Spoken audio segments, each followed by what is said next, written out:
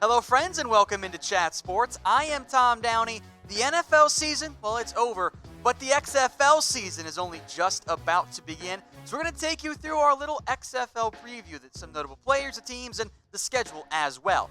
We begin with the basics here, the teams, and don't worry, we'll dive into more depth on each of them. Out in the Eastern Division, there's the DC Defenders, the New York Guardians, the St. Louis BattleHawks, that's a fun name, and the Tampa Bay Vipers. Then out in the West, it is the Dallas Renegades, the Houston Roughnecks, the Los Angeles Wildcats, and the Seattle Dragons. So before we dive in each of these teams more in depth, I want to know from you, are you going to watch the XFL this year? Type 1 for yes, you will watch at least one game, or type 0 for no, you are an NFL fan only, or you're an NBA fan, you hate football in general, in which case also why are you watching the video, though I guess thank you for stopping on by.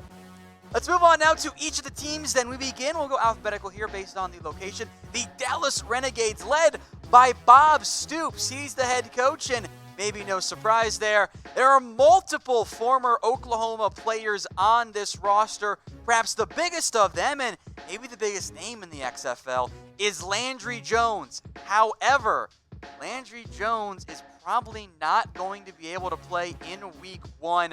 He is dealing with an injury, which means in all likelihood, Philip Nelson, the AAF/East Carolina/Rutgers/Minnesota, all those colleges, of course, by the way, he's probably going to start at quarterback there. I'm excited to see this offense. Hal Mumm, yes, that Hal Mumm is the OC for this team. They've also got some notable players. One of them, Cameron Artis-Payne, the former Panthers 5th-round pick. He went to Auburn, played for Carolina for several years, did not make the team this past season. With Nelson likely starting, I wonder if you'll see more ground game, even if it is, of course, Hal Mumm in charge. All right, some other notable Renegades players here. Lance Dunbar of the Cowboys, formerly of the Cowboys, I should say, he's on the team. Jeff Badette might be the fastest guy in the XFL this year. Frank Alexander played at Oklahoma.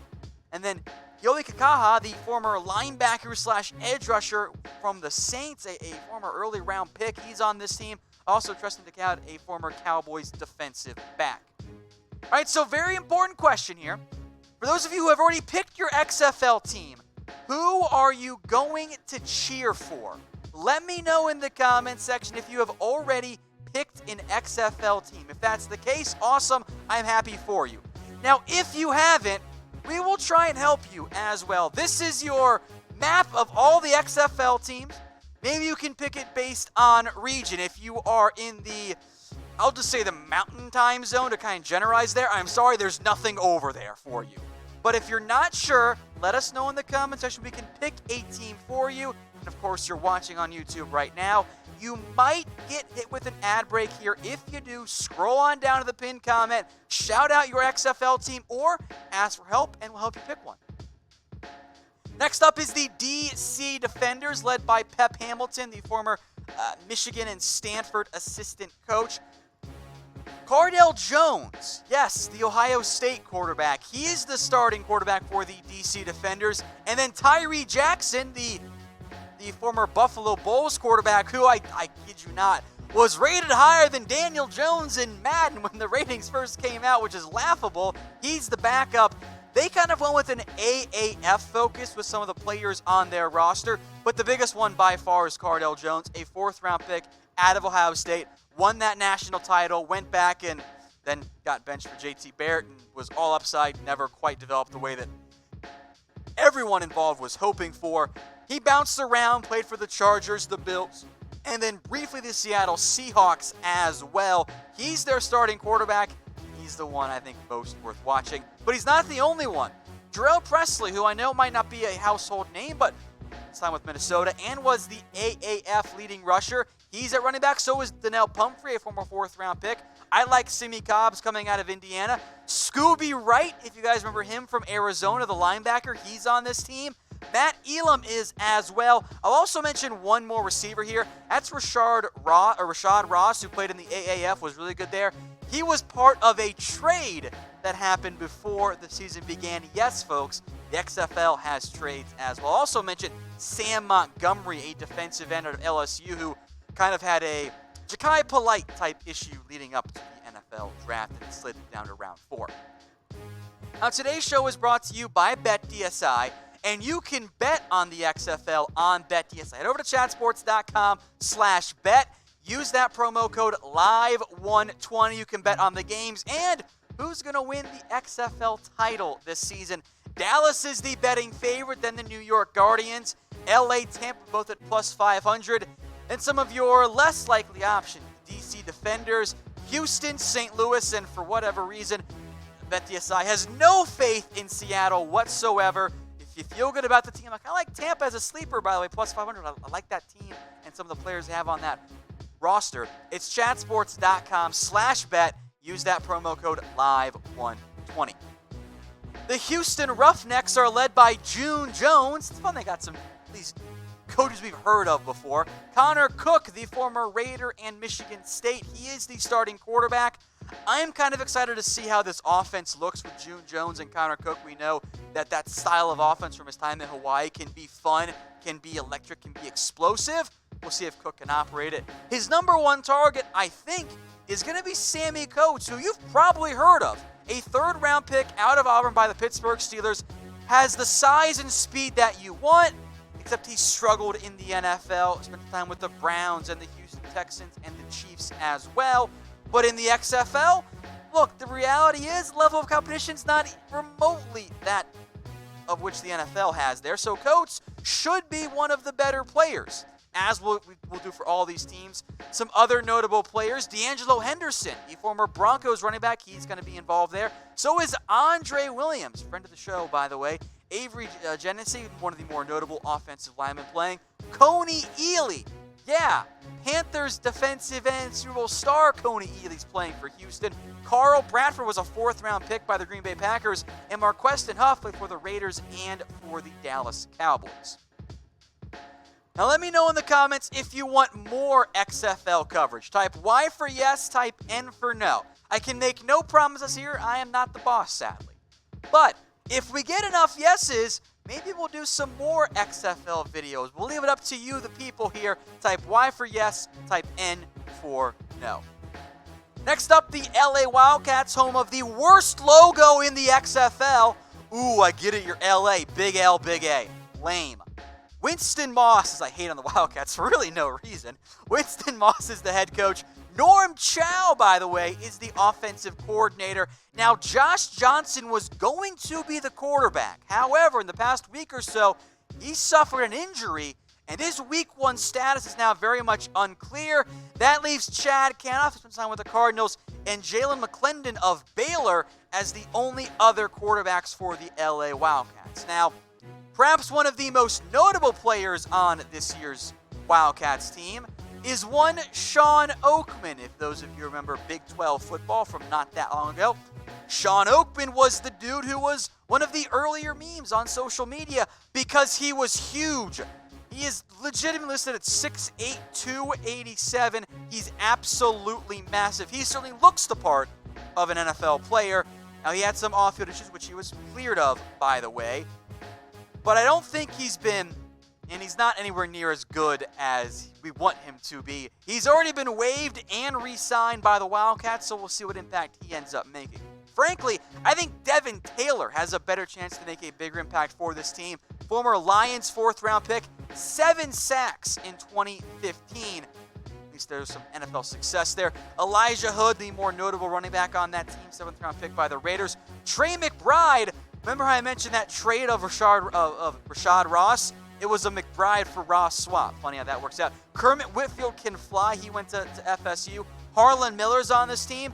Aaron Springs, also part of a trade, is on this team out of Oregon. And they've got, I think, a pretty good offensive line consisting of several former NFL draft picks. The New York Guardians, they are next up here. Kevin Gilbride is indeed the head coach. Matt McGloin of Penn State fame, and I guess Raiders, well, that's probably more infamy, is the starting quarterback. They also traded for Luis Perez to be his backup at that position. I am intrigued by how this New York team goes and operates. There are some interesting players. I think McGloin's one of the better quarterbacks. There aren't a lot of household names on this roster. Now, one of them who maybe should be in terms of the XFL is Mikael McKay. He impressed in the AAF this year. 22 receptions, 375 yards, and 4 scores. He's going to be their wide receiver one. Spent a hot minute with the Bears and the Cowboys in the NFL. He's got great size. I like McKay. I think he could be maybe not a true NFL starter at all, but a potential backup receiver at number 5 guy in the NFL. But in the XFL, he might have a lot of success. Some other notable players, I had to include Joe Horn Jr. on here. It's the son of Joe Horn. How can I not do it? Jaron Jones, who was a defensive tackle at Notre Dame, is playing offensive tackle in the NFL and now, of course, with the XFL. Damian Mama, big-time offensive guard. Ben Heaney played for the Raiders. And Demetrius Cox also spent some time in the NFL as well with the Panthers, but went to Michigan State. Now, if you've already seen the XFL jerseys, you guys can answer this question. What's your favorite one? This one might come as a surprise to those of you who have seen it. I like the Seattle Dragons jerseys. Are they a bit derivative of UAB? Yeah. But you know what? I think they look cool. And unlike the DC Defenders, they're not just the blatant Madden created jerseys. Like, there's at least some creativity there. So I like those. Let me know what you guys think in the comments. The St. Louis BattleHawks are next up. They are led by Jonathan Hayes, and his brother Jay is the defensive coordinator. Jordan Tiamu out of Ole Miss, who had that DK Metcalf, A.J. Brown grouping at receiver. He's their starting quarterback. I will make note, former Cowboys wide receiver Terrence Williams was on this team, but he was cut. He didn't make the final roster. Now, one player who did is Christine Michael, and if you guys are ready for the Michael hype train to come back, here you go if you're playing XFL Fantasy like other degenerates like myself are. Second round pick out of Texas A&M, bounced all over the NFL, Seattle, Cowboys, the Colts, the Redskins, Packers. Never broke out like he did or was supposed to. Maybe it can happen in the XFL. Some other notable players, Nick Fitzgerald, the Mississippi State quarterback. He's on this team as a backup. Kind of Taylor Henneke, too. Matt Jones, the Redskins fumble machine. He's on this team. Kent Perkins is as well, along with Will Clark. Perkins was a swing tackle like a year ago. He's going to be one of the best offensive linemen in this league. There are several Bengals players because the Hayes coached for the Cincinnati Bengals not that long ago. As a reminder, today's show is brought to you by BetDSI. If you want to bet on the XFL, do it on BetDSI. It's chatsports.com/bet. Use the promo code you see on your screen. Live120. That gets you a 120% deposit bonus. Next up are the Seattle Dragons. Again, I like the logo and the jerseys. I think they're cool. Jim Zorn is the head coach. Brandon Silvers of Troy, by the way, is the starting quarterback. And interestingly enough, they focused on the running back position. They've got 2 of the top 10 AAF leading rushers in Kenneth Farrow and Jaquan Gardner, and a defensive player that I liked a lot coming out of college. That's Will Sutton, a Bears third-round pick way back in 2014. Played in the AAF, spent some time away from the NFL after getting cut in 2016, and bounced around with other teams in the preseason.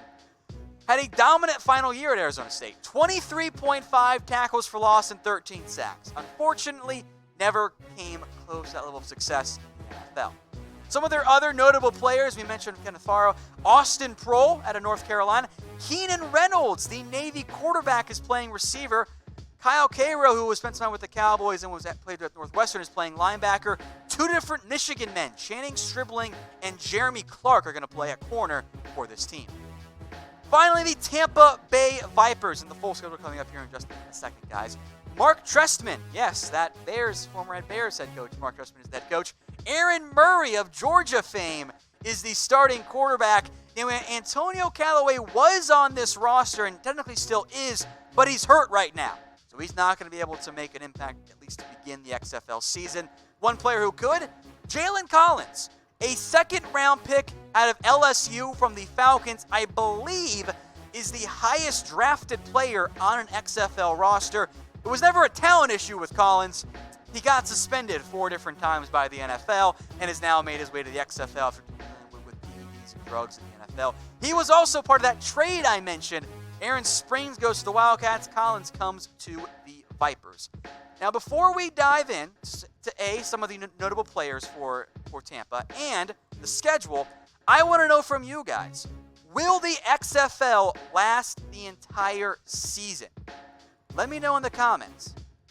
Type A for yes, B for no if you think the XFL will last for a whole season, because the AAF did not. It made it to about week 7, and then it was revealed they had no money. Now, I think the XFL has set themselves up for much better success, but I think it's a question we have to ask. So A for yes or B for no. As mentioned, some of the Vipers players, Devion Smith out of Michigan, he's on this team. Quentin Flowers, yeah, the USF kid, going to play quarterback / running back in the XFL. You can do 2 forward passes behind the line of scrimmage.